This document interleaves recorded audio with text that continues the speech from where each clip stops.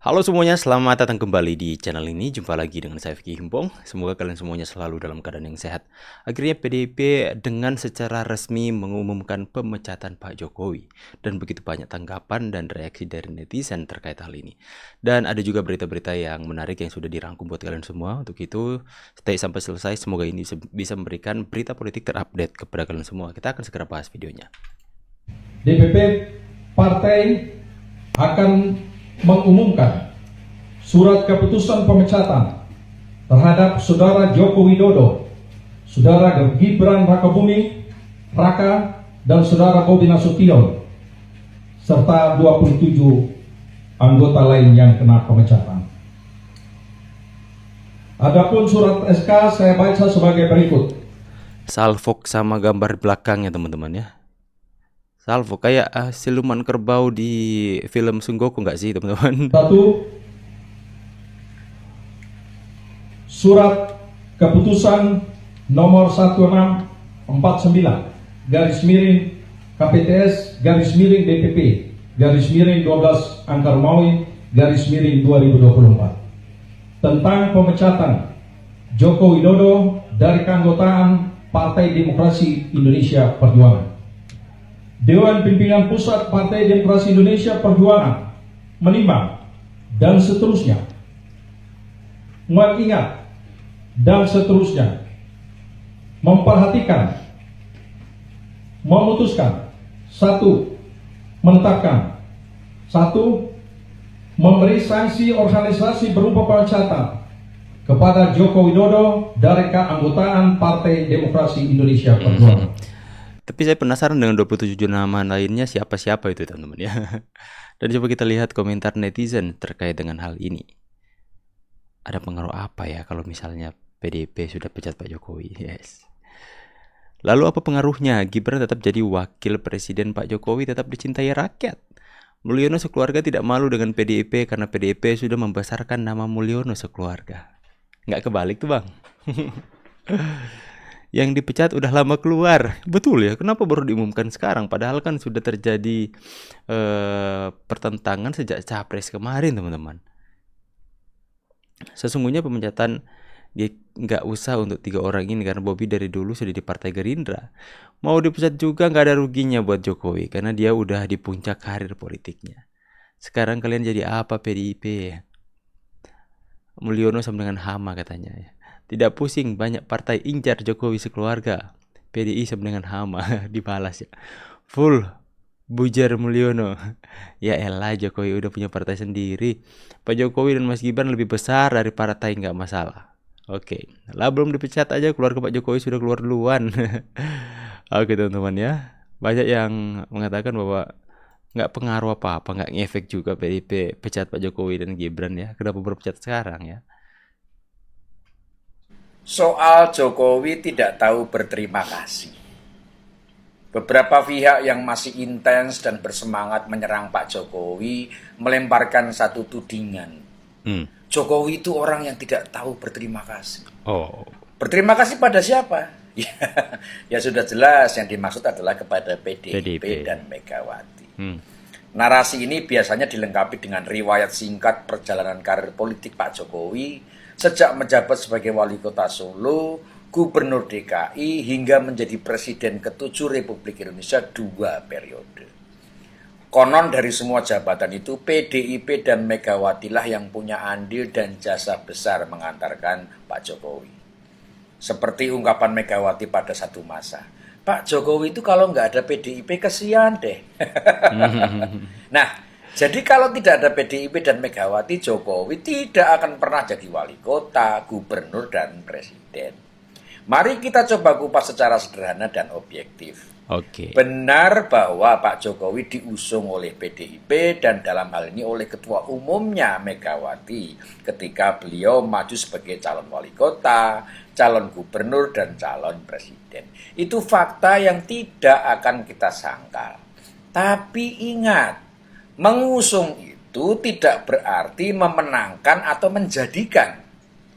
Seseorang calon akan terpilih melalui mekanisme pemilihan yang diselenggarakan oleh KPU dengan melibatkan seluruh masyarakat di wilayah masing-masing. calon wali kota akan dipilih oleh warga kota Madia, calon gubernur akan dipilih oleh warga provinsi, dan calon presiden akan dipilih oleh warga negara. Jadi yang membuat seorang calon terpilih itu adalah masyarakat dan rakyat. Sehebat apapun sebuah partai tidak bisa menjadikan seseorang menjadi wali kota, menjadi gubernur, menjadi presiden secara langsung. Kalau ada yang begitu itu sudah jelas-jelas melanggar konstitusi dan kapasitasnya. Itu nggak mungkin. Nah, dalam hal ini Pak Jokowi ini juga sama. Jokowi dicalonkan oleh PDIP menjadi wali kota Solo dan dipilih oleh warga Solo sehingga menjadi wali kota.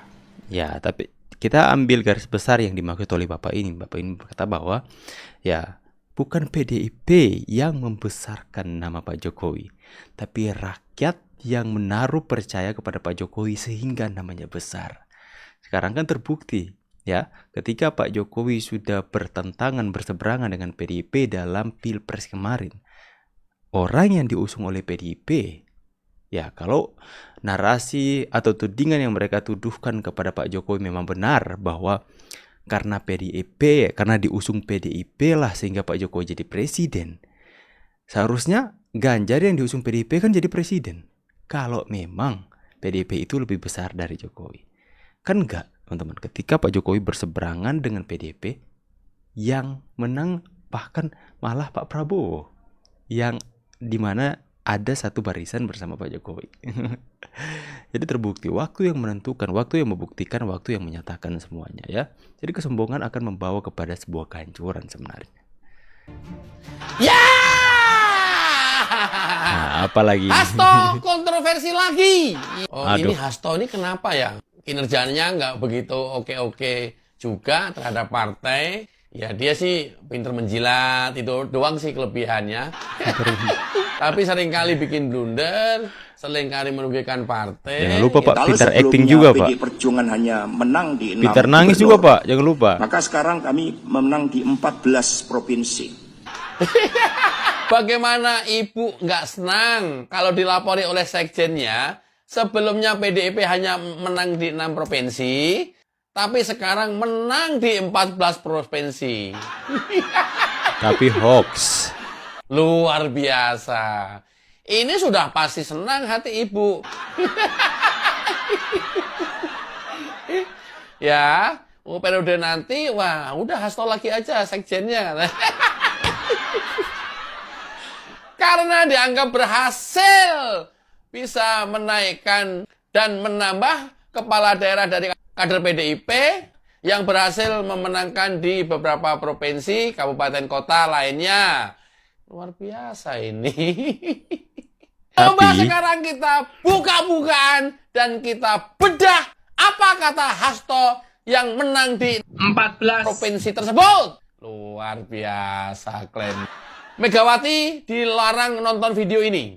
Ya, sekali lagi, Megawati dilarang nonton video ini.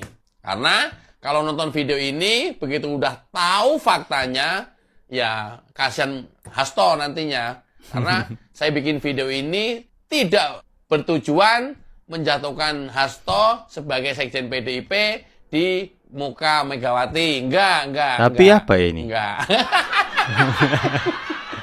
Enggak. Ya! Iya Pak, aduh. Coba sini maju Bu. Pengambil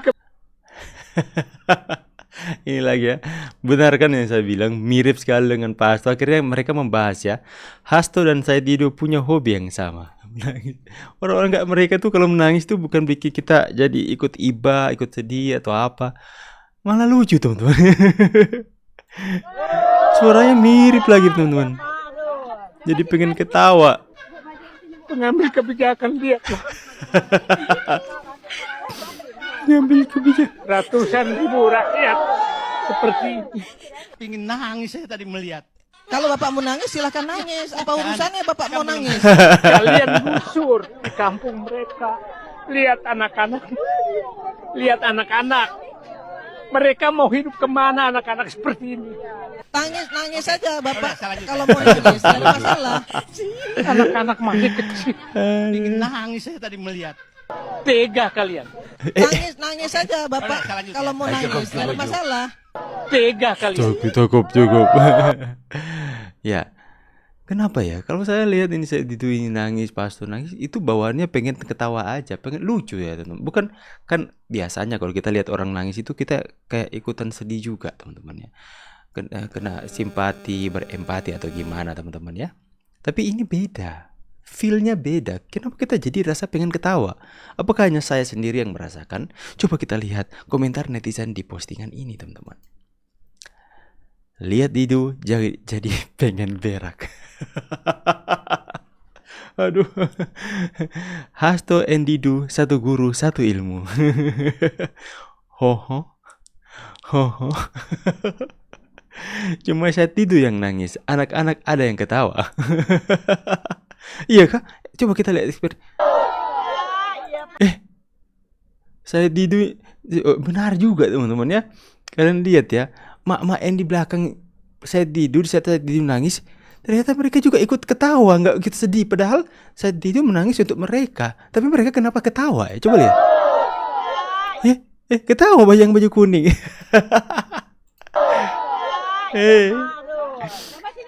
Nah, lihat tuh ekspresi orang-orang sekitar ya. Kebijakan dia lah. Ibu di belakang ini kayak tahan tawa ya. Ratusan ribu rakyat seperti ini. Pingin nangis saya tadi melihat. Kalau bapak mau nangis. Oke, lanjut baca komentar netizen ya. Jadi pengen ketawa. Saya Didu sedang tertawa. Nangis-nangis aja saya Didu. Menyala Bu Irma. Suryani mewakili seluruh rakyat Indonesia.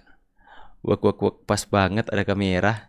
Aku sedih. Hasto dan saya Didu bisa masuk nominasi tangisan paling fenomenal tahun 2024. Saya Didu pengen nangis. Aku pengen ketawa. Hoho, ada lagi. Hoho, lagi selalu ada. Ikutan nangis Didu sedih selamanya. Didu adik kakak sama Hasto jadi sama aktingnya. Saya salut sama Ibu Irma. Drama Didu memang mantap. Selidiki siapa yang bayar dia. Nangis dah kayak sinetron set Didu sama Hasto. Maklum satu guru satu ilmu. Satu guru satu ilmu, hobinya berdua. Judul sinetronnya apa Pak Didu? Kehilangan tanahnya. Provo. Hasto dan Set Didu suka nangis. Tangisan ada efeknya. Didu, apa yang telah Anda perbuat untuk negeri ini? Cup Pak. Kasih permen Pak. Jadi lucu. Kenapa ketawa ya? Oho. Kenapa gak ada yang bawa dia jadi pemain drama? Aduh teman-teman, kalau kalian mencari semua komentarnya itu semuanya pada ketawa semua ya teman-teman ya. Ya lumayan lah ya. Lumayan ada hiburan kita. Tangisanmu adalah hiburan kami. Jadi ketawa teman-teman ya. Nangis aja kata Bu Irma. Kamu mau nangis aja. Ngapain ditahan? Nah itu dia nangis. Oke teman-teman ya. Didu dam dam. Silahkan berikan pandangan kalian, tanggapan kalian di kolom komentar ya. Saya pamit dulu. See you on the next video and God bless you. Bye.